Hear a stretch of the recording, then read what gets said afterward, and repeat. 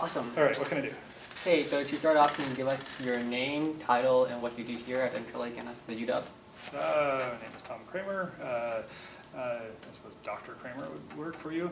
I teach in the transition school where I'm the history instructor and then I'm also the designer and instructor of history for the Interlake program. So how did you begin to teach gifted education?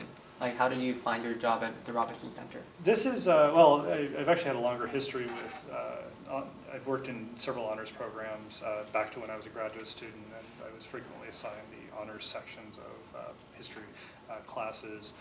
One of my first jobs after the PhD was actually in the Seattle University honors program as well.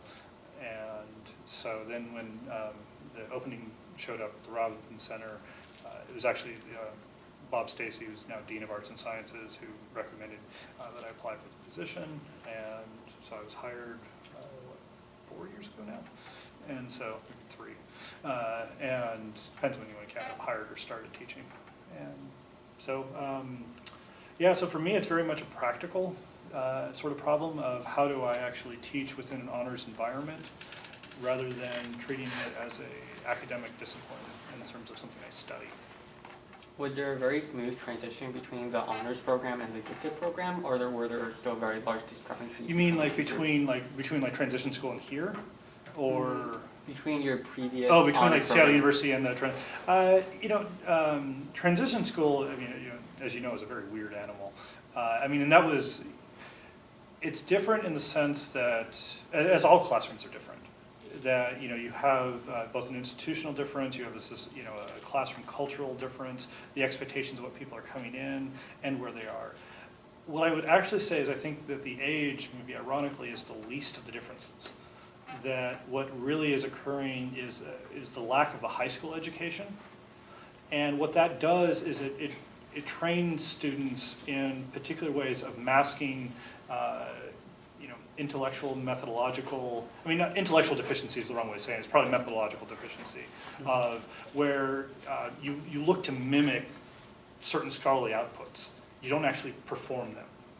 And so in high school, so like when I meet them like as a freshman at the Seattle University honors or what have you, they would come in and they would often have very good skills in many ways. I mean, they're very bright students, they're very well prepared, they're very hardworking, but functionally, I would often have to unteach certain behaviors more than I would have to at transition school. Now in transition school, the way they present themselves is in incredibly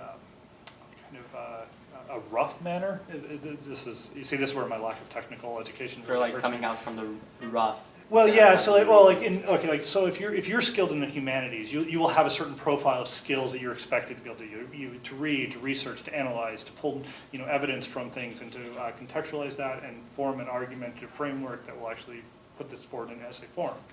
Now, all those skills are required. Now, what happens in transition school is that you will have certain students who have like 2 of those skills, but are completely, utterly lacking in another one, which was a little bit jarring when I first started, because my expectation, the usual is someone who's good in humanities, they were kind of good across the board.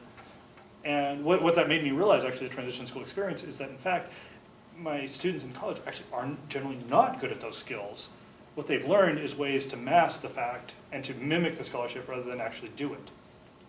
So fundamentally, what transition school led me to do as an honors instructor was to find and identify those skills and to take appropriate pedagogical attempts to both assess this and identify that, and then to teach it and ways to present students. But I actually think they're fairly similar. So was there specific training that you went through in order to learn how to teach gifted students? Actually, no. So it was all self-created? It was simply, yeah, it's simply self-created. By far my best ideas are ones that are done just to simply solve a particular and direct problem that a classroom presents. But in that respect, I don't actually treat, I really don't treat in my initial approach an honors classroom as I would for any other level. And I've actually, I've taught all the way, I was a math and reading specialist for first graders at one point. What I always do, I'm very pragmatic when it comes as an instructor. You identify where your students are at. You help them take the next step, and then you repeat. And for honor students, that process and the sequence goes faster.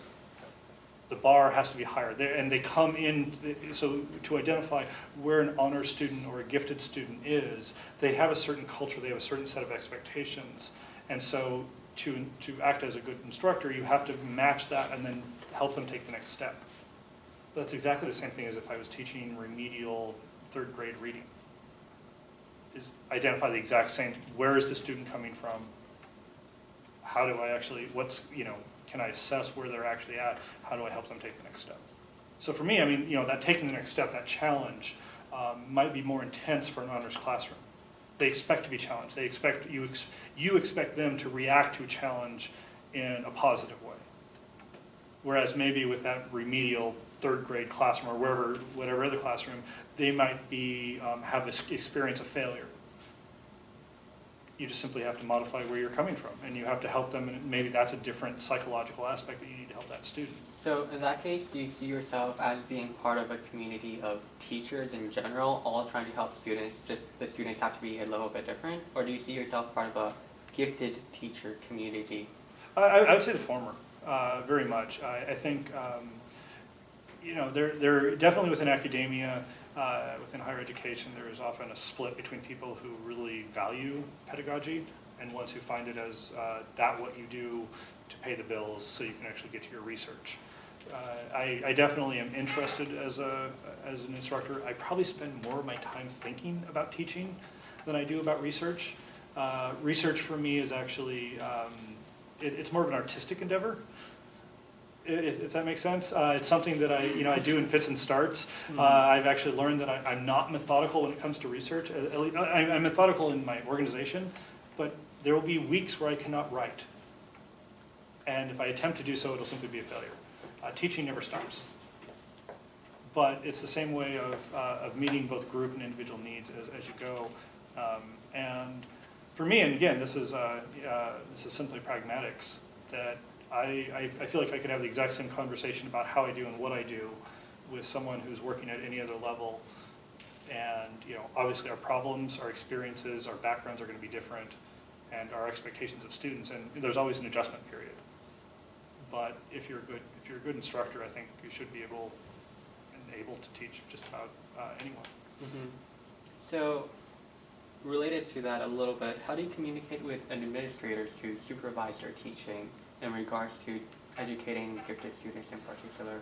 I know that you said you more or less take it per class, but how do the administration interact with you on that? Well, in general, at least in the programs that I've been involved with, for the most part, it's been within an honors college or within the Robinson Center, where this is this is expected, and so administration, it's I guess I'm not entirely sure the gist of the question. It's generally just simply par for course. So what you expect is achievement. You expect success, and so what it tends to come down to is the conversations do change a little bit in the sense of there's higher leverage on failure, I suppose is how I would come to it. That if someone fails out of a gifted classroom, that one, there's a higher presumption that someone has done something very wrong. Either the student has completely not met standards, we've made a mistake in allowing them into this academic community, or that you've done something wrong because obviously this is a gifted student who should succeed, and why, if they haven't, it must be the teacher's fault. So I would say in terms of, which doesn't come up much, because both the cultures that I've come from are very strong academically, and the values that are held of scholarship are particularly high, and probably higher than most any other place I've been. And so, yeah. This might be a categorical difference between college and high school, because at high school level you have a more standardized curriculum that teachers are expected to follow. At the university level, the nurture's mainly primary concern is just you teach these students and they succeed in the future? Well, no, I mean, it's more of now I guess I suppose I was thinking of assessment models. So now that's actually one of the difficulties for me, like even working within, and it was probably one of my very first questions of coming here was making sure that I had complete control of the curriculum because otherwise it doesn't work. I mean, what this is it's not me as a simple automaton who's delivering some set curriculum that someone in, you know, some textbook company came up with and then sold to the, this is really me as a academic professional trying best to interact between what I know, what I can teach, and what the materials are allowed to do, and make it usefully pedagogically, of course, but it's much more interactive with my own specialty. If there was a different person hired for this course, it would have to be a different course. In that case, how much does their course change from year to year if you're teaching the same course? Some of that depends. Well, okay, so the quick statistical is I tend to, like if I have, I'd say about 20% of the course changes year to year on average. Though there will be complete course rewrites at varying stages. A lot of that actually comes down to how much time I have, because you know, if I can minimize preparations, that's beneficial.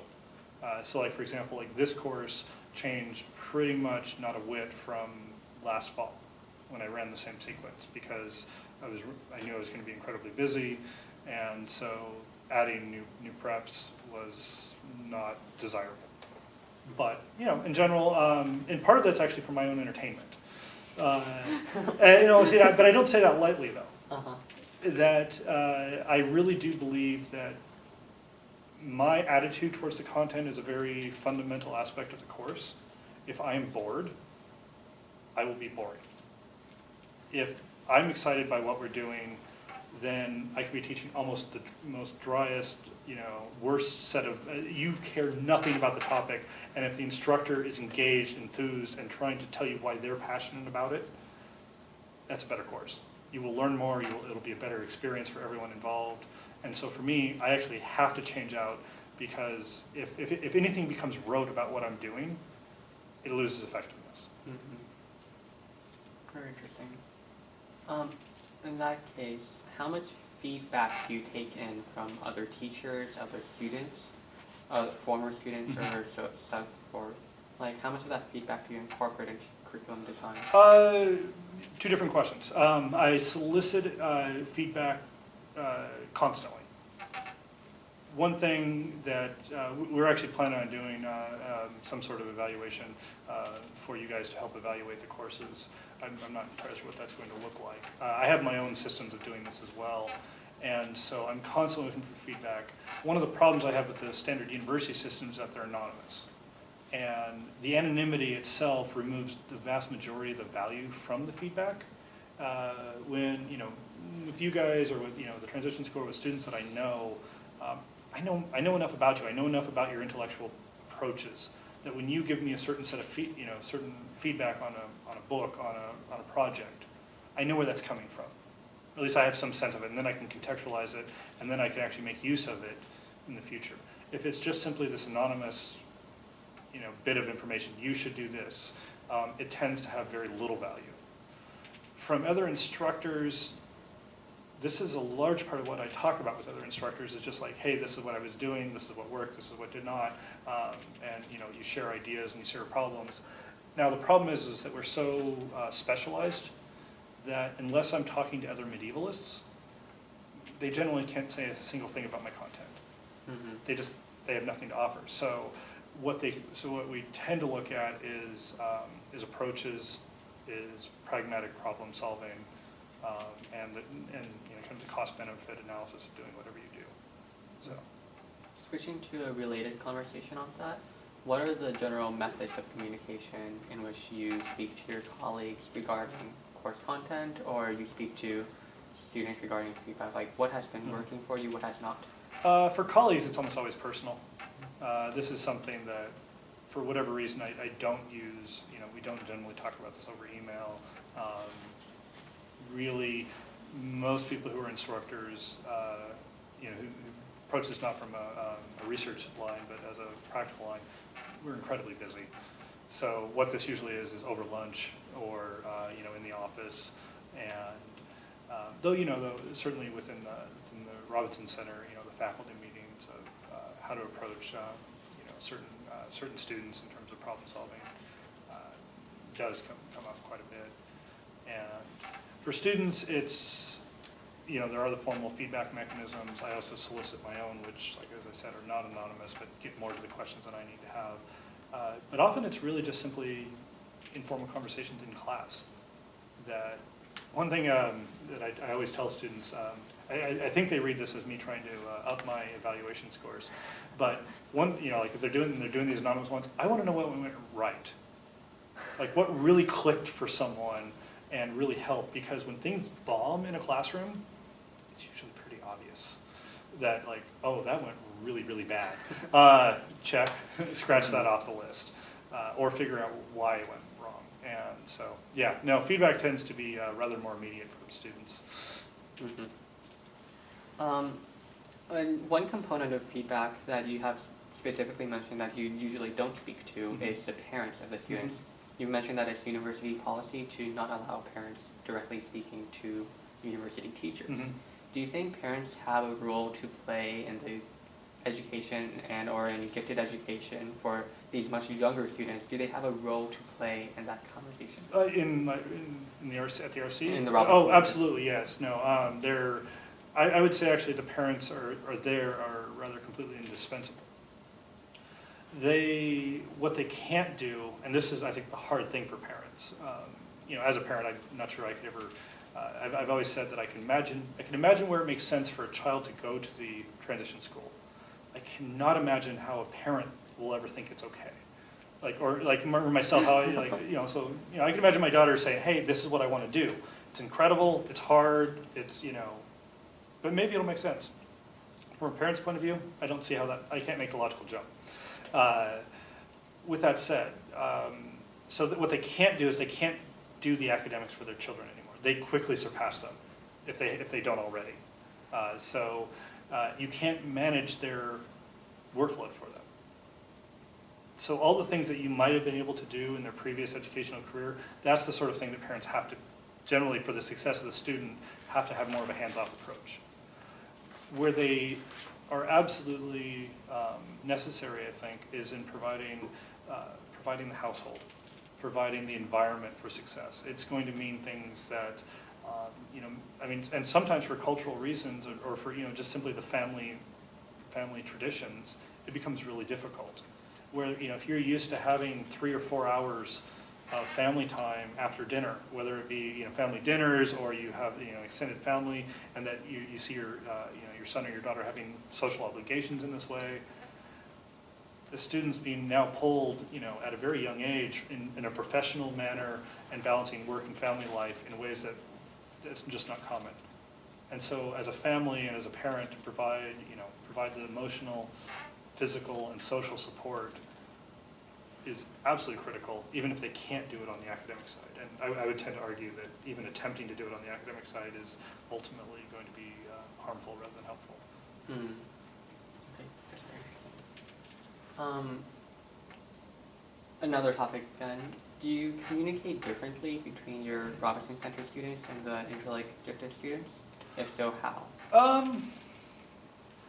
Well, I communicate, teach individual differently. So yes, within both communities and across them.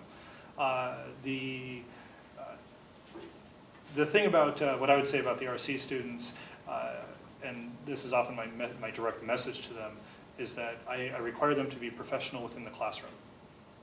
I don't require them to be adults out of it. That they should stay 14. Mm-hmm. They should stay 13, 14, 15. They should act 13 and 14, 15 on occasion. That's kind of the stereotype of the program, is that we're producing these automatons or these kind of idiot savants who go off and then do things, but that's all they can do. And that's really not the case. They act in all the immature ways that I would imagine if we drop down to an 8th grade or 9th grade classroom that you would expect people to be doing. Here, certainly, the older age group, you expect more maturity. Not always the case, but you expect a different framework. And what I would say is actually a lot of the communication is predicated on where you're at in your academic worlds. At Interlake, for the most part, the group has one foot out the door. How many times I didn't do this work because I have to do my college essay. even though you knew about both of them 2 months ahead of time, it still is being put off to the last minute, and then that decision is made as if like, well, of course, I'm blowing off your class to do this. That would never happen at TS. But I don't think it's because they're more professional, they're more moral, or they're better organized than the average Interlake student. Individual cases may vary on both of those, but I think what it is that they see this as the beginning of their academic journey. That this is, and there's the very real for the transition school kids. There's much more of the imminent and real threat of if I don't do this, I might not actually get to go to the university. Is there a significant difference in conversation because of that paradigm difference? I would say there is much less of the, if you are not prepared, this definitely goes over both groups, but, so I don't, certainly not talking about individuals. I would be stunned at transition school if someone was not prepared and didn't, that was not suddenly a major problem. They would not recognize that, yes, I should have been prepared. Yes, I should have done that. Absolutely, yep, you're right. I should have had this. The idea, there would never be any sort of pushback on, oh, well, why did you have that assignment anyway? That type of, which has occasionally shown up at Interlake. And so, in that types of communication, does it change the way you speak? Yeah, but mostly mostly I do try to handle it on an individual nature, and for the most part I can be successful in doing that. So as a concluding question, what do you see as the future of gifted education, both for Robinson Center for the younger education to other gifted programs like Interlake, or even spreading to other places along the east? Yeah, that's a little, I think that's actually much more on institutional grounds than it is on anything else. I see a developing interest in the expansion of gifted education. That we've already had interest from other school districts who've heard of this program and are trying to express some sort of interest. Within expanding the RC, it's very limited. We cannot do what we do the way we do it with any larger classrooms. You can't expand it. Which frankly is the biggest challenge here. Is not the high school. It's not the problems that I was speaking before, having one foot out the door. The problem is that we're doing it at 43, and it's a major organizational challenge because it makes personal accountability optional. And that's the other thing about TS is that I know exactly whenever because it's 16 kids, and I'm right there, and so that's that aspect of it. What I would say in longer term, and this is me speaking as someone who comes from the humanities, and maybe it's even predicated by the Renaissance discussion we had today. I see people do not expect the need or the desire to accelerate in the humanities. It is, I would argue, and this is, if you actually talk to my colleague Curtis Hisiyasu, he actually has an article on this. But the difficulty of accelerating the humanities, I think, is much more rigorous than it is in mathematics or some of the other work. It's obviously an overstatement. I don't mean to speak outside my field, but you can just hand them the next math book, and if they master the skills, they are by definition accelerated. It's actually not that complex to take someone and say, all right, we'll jump you up to the next mathematics course. They can succeed if they've mastered the skills. It's really easy to have just a superficial knowledge and not really you shouldn't be progressed just because you were able to whiz through the fourth math book to get to the fifth. But that's actually fairly a straightforward enterprise that we recognize and we're kind of institutionally set up to do. The problem with the humanities is we don't teach it. It's just simply the skills and the approaches of professional historians, professional literary scholars are just simply not taught. And so to accelerate someone, we just don't have the apparatus, and I also don't think we have the institutional desire. Funding does not come from a new great history book or a great poet. Funding occurs because you work in an engineering lab and you acquired the necessary grants that came with that. That comes prestige. That comes funding. So do you see other high schools or other university classes as possibly implementing or having that pedagogical change and idea? I think that, I think there's a desire to. I think what you'll run up to very quickly is the cost of doing so will not be seen as worth it. There'll be a cost-benefit analysis run. If I was teaching astrophysics here, no one would question the legitimacy. Teaching medieval history, there's an instant question of credibility and why are we actually buying books for this? I'm about to put in this book order. There'll be instantly a budgetary question of why should we support this course? How will it benefit our students? Now, I think I have some very good answers for that. I hope, perhaps you would agree, perhaps you wouldn't, that what we've done here is actually preparing you in a very pragmatic way for what you're going to see at the university level, and you'll be able to succeed in a way where you would not have if you had not taken this course and if we did not go through what we do in the spring. So I think there is very tangible, and I think a cost-benefit analysis actually might come out, an honest one would come out ahead. I'm not sure how many administrators at the high school or at the school board level would actually agree with that. Another thing that I have some hope for is actually the ability to build small cohorts on an online honor system as well. Mm-hmm. I think that, because that's one of the things that we constantly feel in our limitations. Even drawing someone into the RC from, we had one student we had a lot of conversation with, who came from Kent. Wow. And it was seen as, whoa, this will cause major severe challenges. We're not sure we should admit her because of the, community. But we have a very limited geographic footprint. If we can develop, make a small cohort, most online education is designed as the massive online courses. I think that's actually fundamentally an error. I think that what online gets you reach, it does not get you efficiency. I'm less efficient online. Especially for humanities courses. Yeah. Where it's not just simply rote. Where, when we have a discussion, when we were just having the discussion earlier, with Ellie, everyone who hears that discussion benefits from it, and actually that makes it not simply a one-to-one conversation. How to actually have that dynamism, how to have the seminar model, which is what we're going to in the spring in an online fashion, just simply is unwieldy at best. Mm-hmm. But with that said, could we put together, in Washington State, put together 14 or 16 students who are committed, who don't have the resources, who cannot have that community where they're at, and in some way find a way to actually make that better than what they have? Would I love to bring them to the RC? Yes. If I can't do that, could we actually do better with them in an online course? And that's an interesting pedagogical problem as well. Mm-hmm. So. I think we should be optimistic about developing the tools for achieving those goals. Yeah. Well, thank you so much for all of your time. Really appreciate it. I appreciate the questions and the opportunity.